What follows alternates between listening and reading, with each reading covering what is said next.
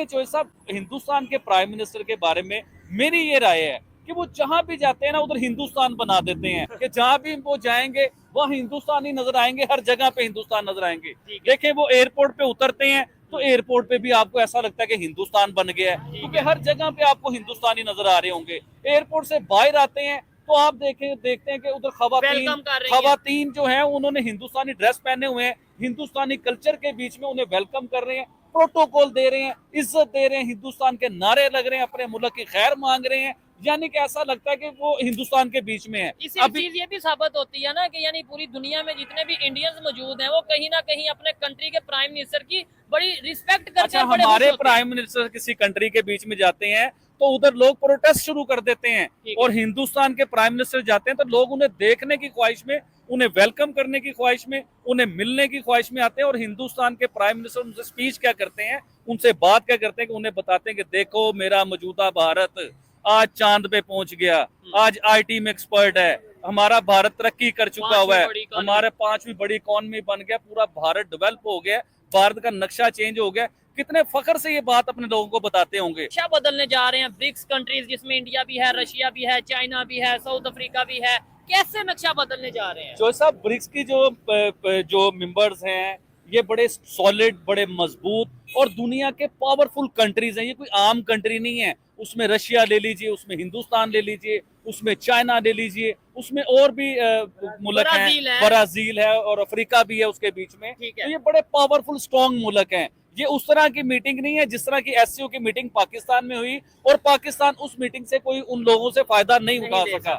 लेकिन ये दुनिया का नक्शा किस तरह चेंज करने जा रहे हैं इसकी डेफिनेशन मैं आपको बताऊंगा। लेकिन ब्रिक्स पैदा हुआ और ब्रिक्स इस डॉलर का बाप बन गया। अमेरिका का बाप कैसे बनेगा, वो किस तरह डॉलर की ऐसी की तैसी करने जा रहा है, वो डॉलर को फाड़ने जा रहा है, डॉलर को बर्बाद करने जा रहा है। क्योंकि ब्रिक्स के जो परमानेंट मेंबर हैं, जो ये ब्रिक्स एक कंट्रीज है, जो इस बीच में कंट्री है, ये पूरी एक तंजीम जो है ये क्या करने जा रही है कि डॉलर की ऐसी की तैसी करने जा रही है। ये अपनी एक करेंसी इंट्रोड्यूस करवाने जा रही है, ये अपनी एक करेंसी के बीच में ट्रेड करेंगे, ये दुनिया का नक्शा चेंज करेंगे ट्रेड के साथ, लोगों की हेल्प करके, लोगों को तरक्की देके, डेवलपमेंट करके, अच्छी एजुकेशन देके, ये इस तरह दुनिया का नक्शा चेंज करने जा रहे हैं। ना कि अमेरिका की तरह के दुनिया में तबाहियां करवा के अपने आप को सुपर पावर बना के दुनिया का नक्शा चेंज कर रहे हैं। इससे पहले याद होगा आलमी जंग लगी, इतना सा यूरोप है, उतने से यूरोप ने एक फैसला लिया कि उसने अपने सारे यूरोप के 25, 26, 28 कंट्री जितने भी मुल्क है ना,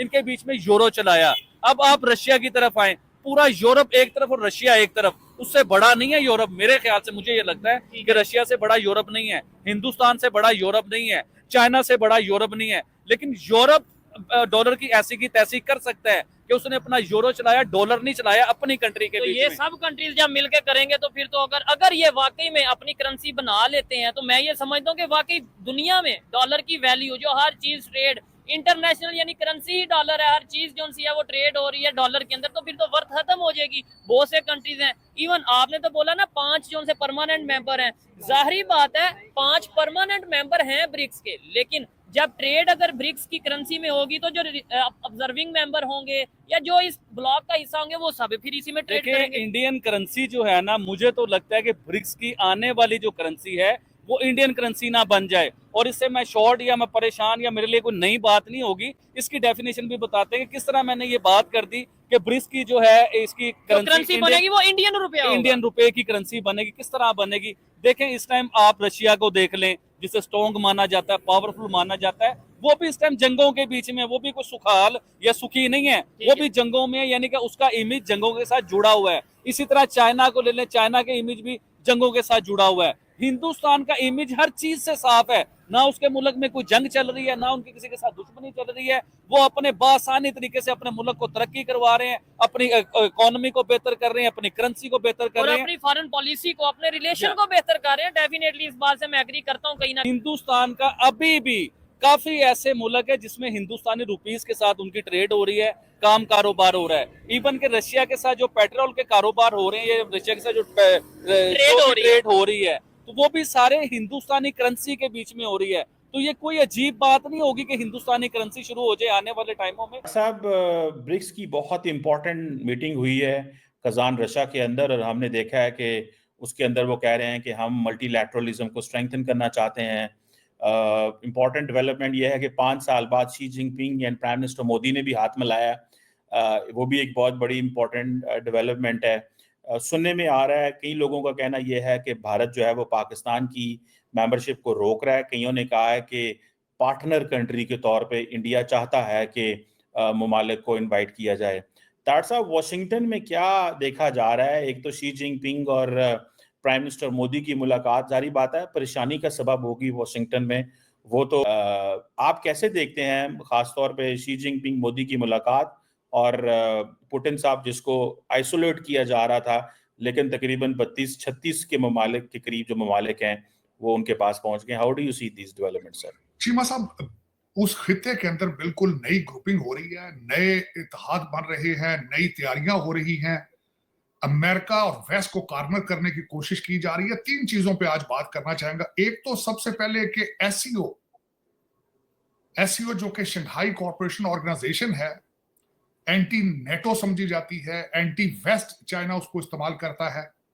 पाकिस्तान में चाइना ही ने ये सारी कोशिश करके एससीओ को वहां पे उसका इनेकाद किया। क्या उससे पाकिस्तान तन्हाई से बाहर निकल पाया है? पहला उसका जो अहदाफ था, पहला टारगेट था, क्या इट वाज अचीव्ड? दूसरी चीज है रशिया। इस वक्त क्या रशिया ब्रिक्स को, ये भी एक एंटी और एंटी नेटो और एंटी वेस्ट ऑर्गेनाइजेशन है, क्या रशिया अपने मसल फ्लेक्स कर रहा है उस खिते के अंदर? तीसरी बात है कि मोदी साहब ने अंडर गिवन सर्कमस्टांसेस वेस्ट को एक जैब फेंका, एक थप्पड़ लगाया उन्होंने। क्या वो इफेक्टिव है? ब्रिक्स का होना, मोदी साहब का वहां पे खुद जाना और फिर उसमें खास कर जाके जो सबसे बड़ी बात है कि प्रेसिडेंट शी को मिलना, नए वादे होने, ये एक बहुत बड़ा एक सिग्निफिकेंट इवेंट है। वेस्टर्न सिविलाइजेशन जो कि इस वक्त थक चुकी है और अपने आखिरी सांसों पर है, उनके मुंह के ऊपर थप्पड़ है इस वक्त चाइना और भारत की तरफ, दोनों की तरफ से। और क्या ये इकट्ठे हो पाएंगे? क्या they have a will to do anything to stop it? Can they? ये बहुत बड़ा सवाल है। लेकिन मैं समझता हूं कि इस वक्त कहते ना कि जिदे घर दाने उदे बाल भी सियाने। इस वक्त इंडिया के घर में दाने हैं और उनके पास एक जबरदस्त टीम है डॉक्टर जयशंकर की। मोदी साहब के पास पावर है, वोट ऑफ कॉन्फिडेंस है उनके पास, and world can see it. वो दुनिया को दिखा रहे हैं। 6 डिप्लोमेट्स को निकाला गया, उनको टेररिस्ट, उनको क्रिमिनल एक्टिविटीज में इन्वॉल्व बताया गया बगैर किसी सॉलिड प्रूफ के। ये उसका जवाब आ गया।